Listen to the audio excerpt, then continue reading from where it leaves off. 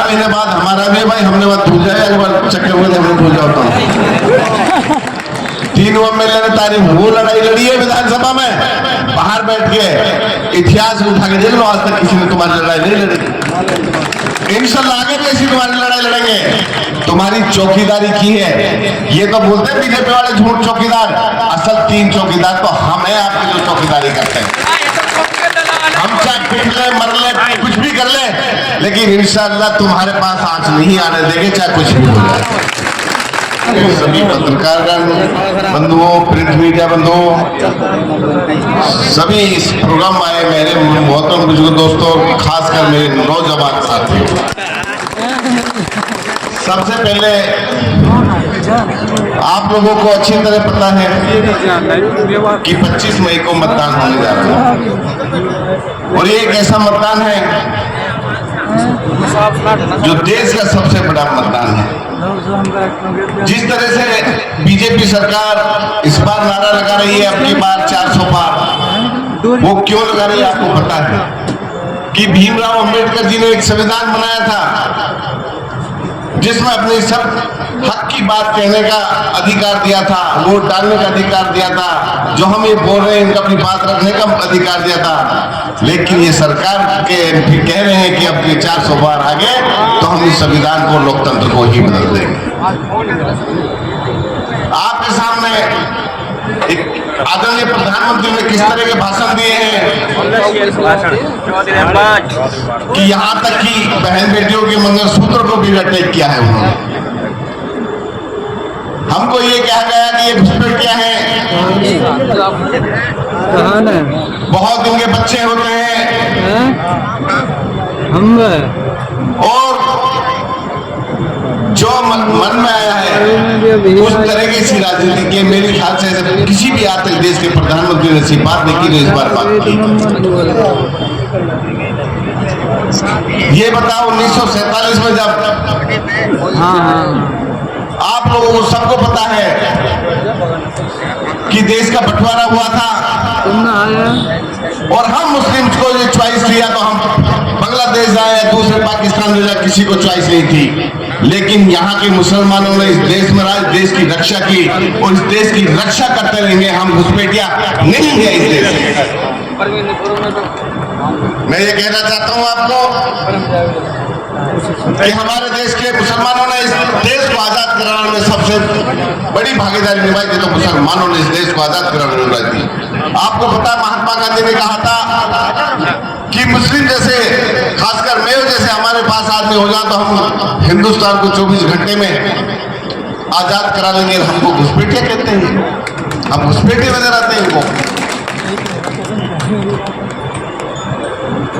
अभी अभी आपके सामने मेरे से पहले भी 2-3 प्रवक्ताओं ने कहा कि यहाँ से 10 साल से लगातार सांसद बनते आ रहे हैं, कभी भी मेवात की कोई बात आज तक देश की सबसे बड़ी पंचायत में मेवात की नहीं उठाई।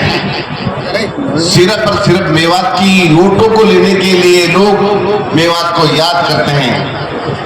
बताओ इन्होंने कब पार्लियामेंट में ये बात उठाई कि मेवात को कोई यूनिवर्सिटी चाहिए? ये बताओ कब इन्होंने बात उठाई कि मेवात को नेशनल हाईवे 248 को 4 लेन बनाया जाए? कब इसने ये बात उठाई कि मेवात कैनाल लाई जाए? कब बात उठाई इन्होंने कि मेवात में इंडस्ट्रीज बनाई जाए? कब बात उठाई ने मरोड़ा में कट दिया जाए? कब बात उठाई कि जो ड्राइवर पर अत्याचार के जो कानून लाया गया है, इस कानून को कब खत्म किया जाएगा? आज तक कोई ऐसी बात उन्होंने पार्लियामेंट में नहीं उठाई जो हम ये कह सकें कि ये हमारा सांसद है। मैं ये कहता हूं कि जो हमारे राजभर जी को यहाँ हमारी सोनिया गांधी जी ने, राहुल गांधी जी ने, खड़गे साहब ने, पार्टी ने आपका कैंडिडेट बना के भेजा है, इसको बहुत भारी मतों से जिताना है। आप लोगों के सामने बैठे हैं, मैं ये भी आग्रह करूंगा इंशाल्लाह राजबब्बर जी मेवात से आपको 80% वोट से कम एक भी नहीं मिलेगी पूरे मेवात से। बाकी मेवात का ध्यान आपको रखना पड़ेगा।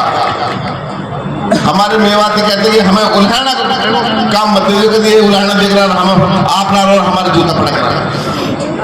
तो भाई आप लोगों को ज्यादा ना कहे तो मैं इतना ही कहूंगा, यही अपील करूंगा कि घर घर जाके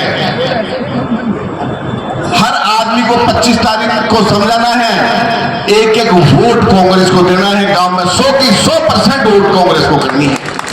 जितनी वोट आप परसेंटेज वोट करोगे तभी हम परे की लीड को काट पाएंगे। बस मैं तो इतना ही कहूंगा कि बहुत ही शानदार प्रोग्राम हमारे मंत्री जी ने एक ही दिन के समय में इतना बड़ा प्रोग्राम कर दिया और इतना बड़ा शो कर दिया। मेरे ख्याल से मेवात में आज का शो सबसे बड़ा था जो चौधरी व्यास जी का था। बाकी आने वाला इलेक्शन 4 महीने बाद हमारा भी भाई, हमने बात भूल जाए, एक बार चक्के हुए थे हमने भूल जाता हूँ। 3 एमएलए ने तारीफ वो लड़ाई लड़ी है विधानसभा में, बाहर बैठ के इतिहास उठा के देख लो, आज तक किसी ने तुम्हारी लड़ाई नहीं लड़ी। इंशाल्लाह आगे भी ऐसी तुम्हारी लड़ाई लड़ेंगे। तुम्हारी चौकीदारी की है। ये तो बोलते हैं बीजेपी वाले झूठ चौकीदार, असल 3 चौकीदार तो हम हैं आपकी जो चौकीदारी करते हैं।